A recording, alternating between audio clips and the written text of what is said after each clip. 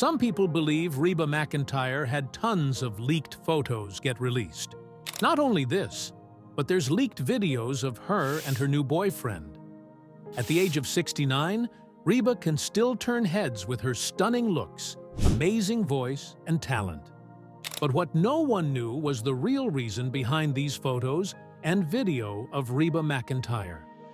Now, after decades in the spotlight, she's finally telling her story and the reasoning. From her tough beginnings on an Oklahoma ranch to the struggles of breaking into Nashville, from personal heartbreak to standing up for what she believes in, Reba has never backed down. She's been the country sweetheart, the Hollywood star,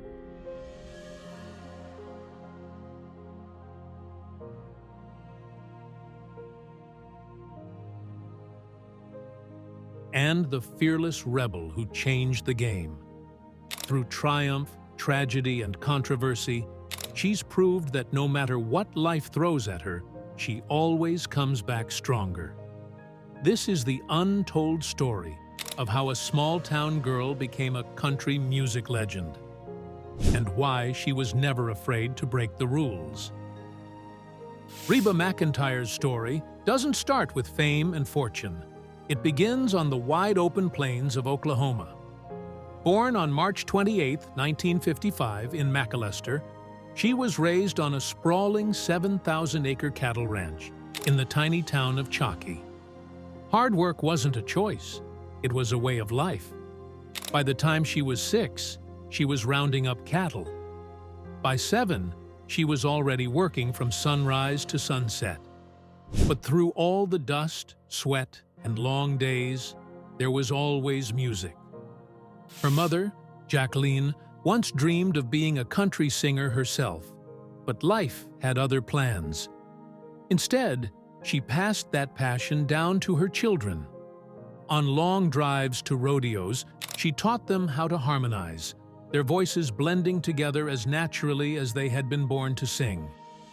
That love of music led Reba and her siblings, Paik, Susie, and Alice, to form the Singing McEntire's, performing at local events and small-town gatherings. It wasn't just a hobby, it was a glimpse of something bigger. Then, in 1974, fate stepped in.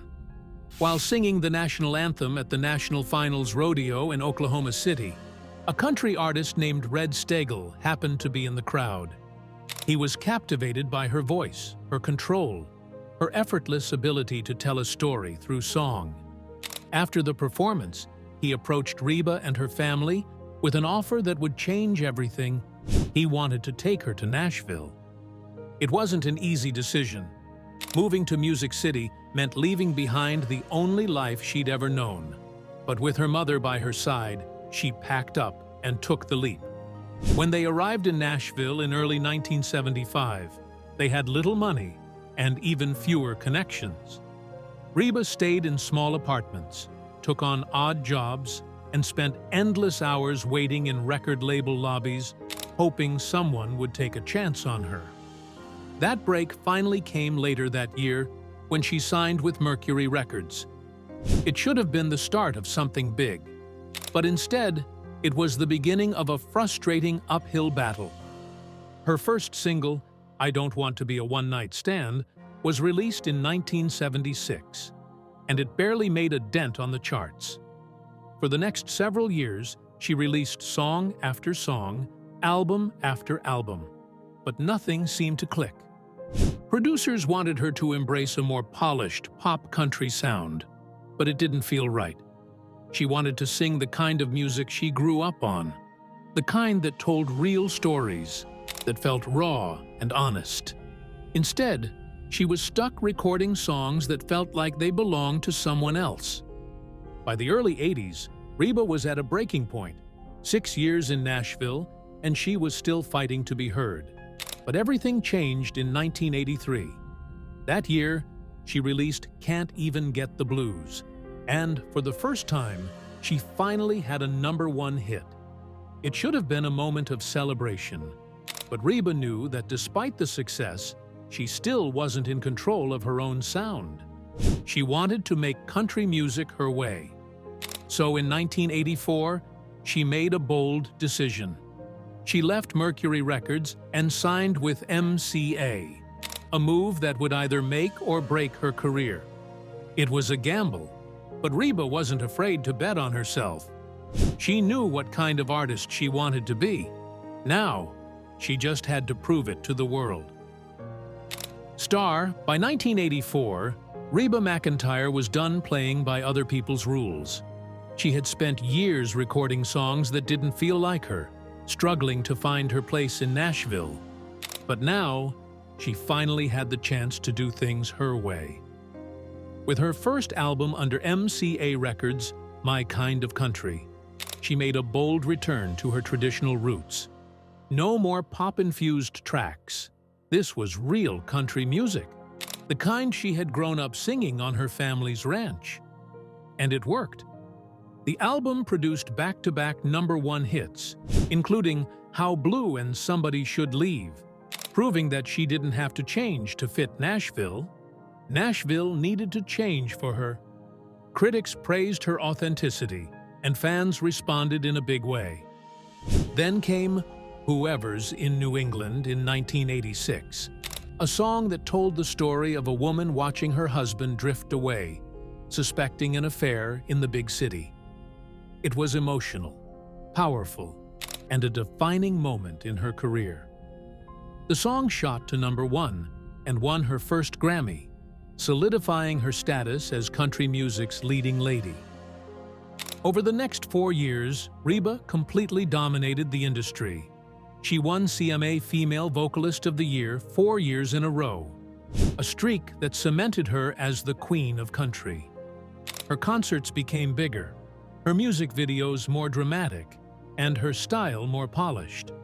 She had transformed from a small-town girl into a country superstar. But just as everything seemed to be at its peak, tragedy struck. On March 16, 1991, after a private concert in San Diego, a plane carrying 7 of Reba's band members and her tour manager crashed into the side of Otay Mountain just minutes after takeoff. There were no survivors. Reba wasn't on board. She had stayed behind with her husband, Narvel Blackstock. But the loss was unbearable. These weren't just bandmates. They were friends, family. The people she had spent years on the road with, sharing long nights and laughter, living the dream together. And in an instant, they were gone. Heartbroken but determined to honor their memory, Reba channeled her grief into music. Just 6 months later, she released For My Broken Heart, an album dedicated to those she lost. The title track was haunting, filled with pain and sorrow. The entire album was raw, emotional, and deeply personal. Fans connected with it instantly. It became her biggest album yet, debuting at #1 on the country charts and going multi-platinum. It was proof that even in her darkest moments, Reba could turn pain into something powerful. But in 1993, it wasn't tragedy that put Reba in the headlines, it was a dress. On the night of the CMA Awards, she stepped onto the stage wearing a gown that no one would ever forget. Bright red, made of velvet, and plunging all the way down to her navel, held together by sheer fabric and sparkling crystals. It was bold. It was daring. And for country music's conservative audience, it was shocking. The performance itself was unforgettable. Reba and Linda Davis sang Does He Love You?, a song about 2 women caught in a love triangle. But when the night was over, no one was talking about the song. They were talking about the dress. The next morning, newspapers across the country ran headlines about her wardrobe choice. Radio stations held call-in debates. Some fans loved it, saying it showed a new, confident side of Reba. Others were outraged, accusing her of stepping too far out of line. Even her family had strong opinions. Backstage, her mother, Jacqueline, pulled her aside and said, "Reba Nell, What kind of example are you setting for young girls? Reba listened, but she didn't regret it. Because whether people loved it or hated it, they were talking about her. And Reba McEntire had just proven that she wasn't just a country star. She was a force to be reckoned with. Star. By the early 2000s, Reba McEntire had already conquered country music. She was a household name, a record-breaking artist, and an undeniable force in the industry. But she wasn't done yet. Instead of slowing down, she set her sights on something new: Hollywood. In 2001, she took on a role that would introduce her to an entirely new audience, starring in her own sitcom, Reba. The show followed a strong, independent single mother, navigating life, love, and family drama with humor and heart. It was a risk. Country singers rarely made the leap into primetime television. But Reba was never one to back down from a challenge. And the gamble paid off. Reba became an instant hit, pulling in millions of viewers each week. Fans connected with her warmth, her comedic timing, and her signature no-nonsense attitude. The show ran for 6 seasons, earning critical acclaim and a dedicated fan base that still loves it today. But even while juggling a full-time TV career, Reba never put music on hold. Between filming episodes, she was still in the studio, recording hit after hit. Her album, Room to Breathe, in 2003, debuted at #1 on the country charts, proving that no matter how busy she was, music would always be her foundation.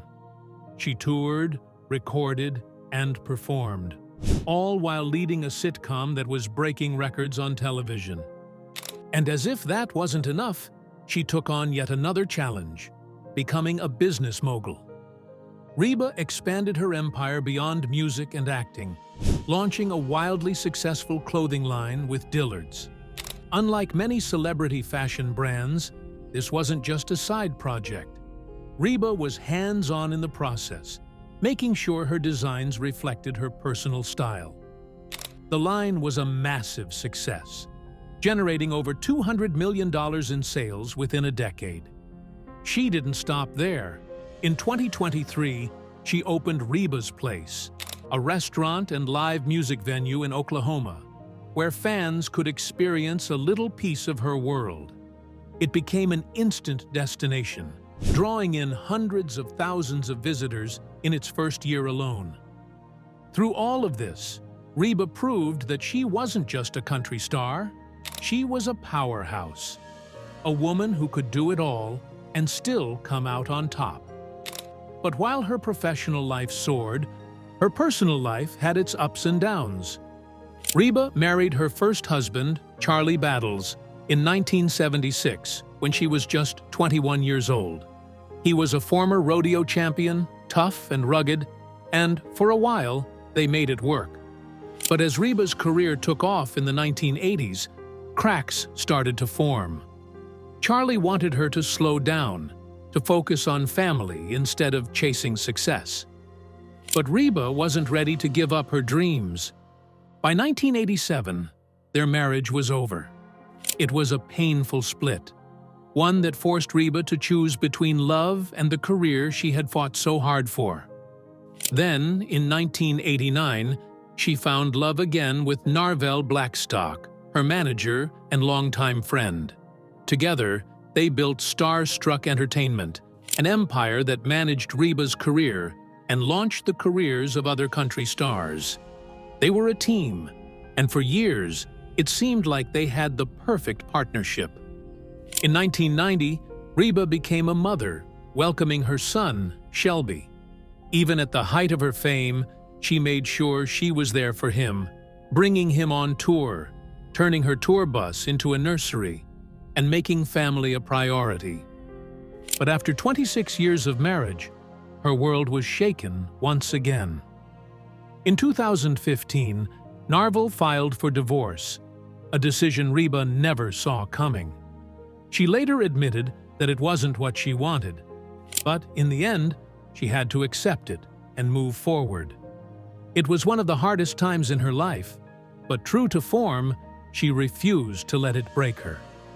Instead, she took back control of her career, managing herself for the first time since the beginning. She kept making music, kept building her empire, and kept proving that no matter what life threw at her, Reba McEntire would always come back stronger. She had gone from a small-town girl on an Oklahoma ranch to a country music legend, a TV star, a businesswoman, and an icon. And through it all, she never forgot where she came from or who she was. Reba didn't just break the mold, she created her own. Star Reba McEntire may have started as country music's sweetheart, but over the years, she became something much bigger, its boldest rebel. She refused to play by the industry's rules, challenged outdated traditions, and stood up for what she believed in, even when it came at a cost. In 2015, she made a decision that shook the conservative world of country music. She publicly supported same-sex marriage. While many artists stayed silent on the issue, Reba spoke out, saying she believed in love, not judgment. It was a statement that divided her fan base. Within days, thousands of people flooded her social media with criticism, some longtime fans declaring they would never support her again. A Facebook page called Boycott Reba McEntire gained over 50,000 followers in a week. Conservative radio stations pulled her songs, and some country music insiders warned that speaking out could hurt her career. But Reba didn't back down. Instead, she doubled down. When same-sex marriage was legalized across the U.S., she proudly shared a rainbow-colored version of her logo, sending a clear message. She wasn't going to change her beliefs just to make people comfortable. And her impact was undeniable. In the years that followed, more country artists began speaking out in support of LGBTQ+ rights. A 2018 survey found that nearly a third of country music fans said Reba's words had helped them become more accepting. She had opened a door that many thought would stay closed forever. But that wasn't the only battle she took on. For years, Reba watched as female country artists were pushed to the sidelines. In the early days of her career, women like Dolly Parton, Tammy Wynette, and Loretta Lynn ruled the charts. But by the 2010s, something had changed. Female voices were disappearing from country radio, replaced by a wave of male-dominated bro country. Reba wasn't having it. In 2015, she publicly called out country radio stations for refusing to play songs by female artists. She named names, pointed out statistics, and asked why women were being shut out of their own genre. Her words sparked a national conversation, forcing country radio to answer uncomfortable questions. That same year, when a radio consultant compared women in country music to tomatoes in a salad, saying that male artists were the main ingredients and women were just a garnish, Reba fired back. She told the industry that women weren't a side dish. They were the heart of country music. Her comments caused an uproar. The backlash forced the Country Music Association to launch new programs supporting female artists, and more women started speaking out about the industry's double standards. Even as she fought for change, Reba found herself at the center of high-profile feuds. She was never one to pick a fight, but when she had something to say, she said it. In the 1990s, she criticized Garth Brooks for using elaborate special effects in his concerts, saying she preferred to let the music speak for itself. Fans took sides, and while neither artist ever publicly escalated the feud, it became one of the biggest industry debates of the decade. Then, in 2008, she upset Dolly Parton by recording a cover of 9 to 5 without asking for permission. Dolly wasn't happy, and while the two later patched things up, it was a rare moment of tension between two of country music's biggest legends. But perhaps her most infamous call-out came in 2015, when she put an industry executive on blast for saying that female country artists weren't as important as men. Reba made it clear.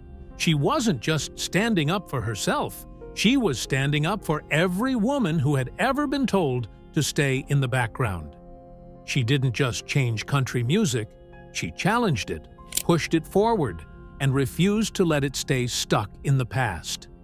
Because Reba McEntire was never just another voice in the crowd. She was the one who dared to speak up when it mattered most. After decades of breaking barriers, topping charts, and redefining country music, Reba McEntire's place in history was undeniable. She wasn't just a star, she was a force of nature, a woman who carved her own path in an industry that didn't always make room for women like her. And in 2011, she received one of the highest honors an artist can achieve, her induction into the Country Music Hall of Fame. It was the kind of moment that most artists dream of, a crowning achievement in a career already filled with accolades, #1 hits, and sold-out arenas. For many, an honor like that would signal the pinnacle of success, a well-earned reason to slow down, to step back, to bask in the glow of a career well spent. But for Reba, it wasn't an ending at all. Because even after all the awards, the records, the standing ovations, and the decades spent shaping country music, she wasn't done. She wasn't even close. Retirement wasn't in her vocabulary. She kept performing, kept recording, kept evolving. She stayed in the studio, crafting new music that resonated just as deeply as the songs she recorded in the 1980s and 90s. While many artists slowed down after reaching icon status, Reba just kept going, proving time and time again that she wasn't bound by the traditional limits of country music, or any genre, for that matter. In 2023, she once again demonstrated that she was more than just a singer. She was a business powerhouse. She opened Reba's Place, a restaurant, bar, and live music venue in Atoka, Oklahoma, giving fans a chance to experience a little piece of her world. It wasn't just a celebrity-branded business venture, it was an extension of everything Reba stood for: authenticity, hospitality, and a love for music that never faded. Within months of its opening, Reba's Place became an instant hit, drawing thousands of visitors eager to step inside the world she built, to taste the food inspired by her roots, and to soak in the sounds of live country music the way it was meant to be heard. But beyond the music, beyond the business, Reba's greatest achievement is the legacy she's left behind. She didn't just make country music, she changed it. She paved the way for the next generation of artists, particularly women, who refuse to be sidelined, who refuse to be told what they can or cannot achieve. In an industry that often tried to box female artists into narrow roles, Reba broke the mold. She wasn't just a singer, she was an actress, a producer, a businesswoman, and above all, a storyteller. She showed the world that country music isn't just about tradition. It's about evolution, about pushing forward, about telling real, raw, and honest stories. Her impact stretched far beyond the stage. She became a fixture in pop culture, starring in her own hit TV show, Reba, which introduced her charm, wit, and down-to-earth humor to an entirely new audience. While many country artists struggled to cross over into mainstream success, Reba made it look effortless. She seamlessly balanced her music career with acting, philanthropy, and entrepreneurship, proving that reinvention wasn't just possible, it was necessary. Through every triumph and every heartbreak, Reba McEntire never let the industry define her.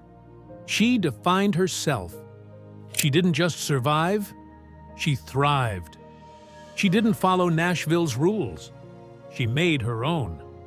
When the industry told her to stay in her lane, she built a highway.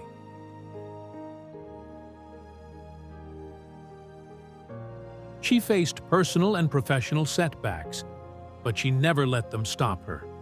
From her early days singing in rodeos to becoming one of the most influential figures in country music history, her journey has been one of resilience, determination, and undeniable talent. Reba's story is one of perseverance. She rose from small-town Oklahoma roots to the grandest stages in the world. She stood tall in the face of challenges, embraced reinvention, and stayed true to who she was. Her music, her legacy, and her influence will continue to inspire generations long after the final encore. Because for Reba McEntire, the show never really ends. She's not just a country legend. She's a living testament to what it means to dream big, work hard, and never stop believing in yourself. What's your favorite Reba moment? Let us know in the comments. And don't forget to subscribe for more stories about the legends who shaped music history.